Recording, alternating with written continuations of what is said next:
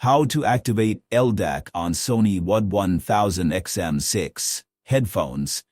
Enable HD audio. Step 1. Connect the headphones to your Android phone. Turn on your WH-1000XM6 phones. Open your phone's Bluetooth settings. Pair and connect to WH-1000XM6. Step 2. Enable audio. In Bluetooth settings, go to Settings, Bluetooth on your Android device. Tap the gear icon next to WH-1000XM6 and the option called HD Audio, LDAC.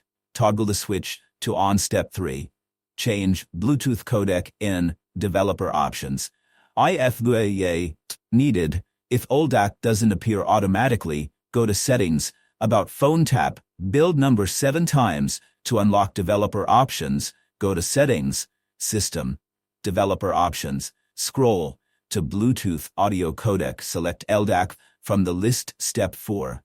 Adjust settings in Sony Headphones Connect app. Open the Sony Headphones Connect app. Connect to your WH-1000XM6 headphones. Tap on the Sound tab. Go to Bluetooth Connection Quality. Select Priority on Sound Quality. This allows LDAC to be used.